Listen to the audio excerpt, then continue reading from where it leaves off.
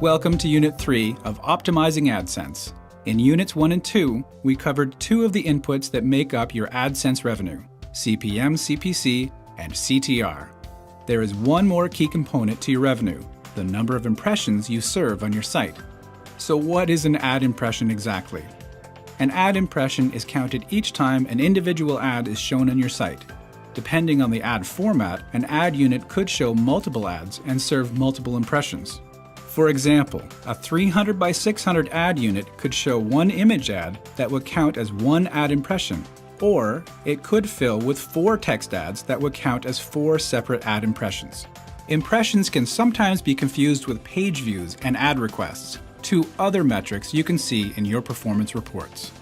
A page view is what we count in your reports every time a user views a page displaying ads.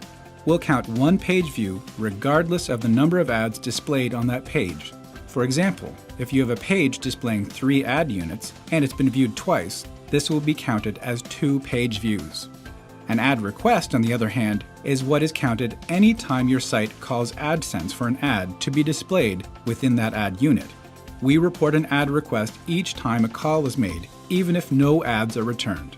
In Unit 3, we will cover the following topics on impressions: the life of an impression in the AdSense auction, the 3 main types of ad targeting, increasing ad coverage on your site to maximize impressions, and how to fix some of the most common technical issues that keep impressions from showing when they're supposed to.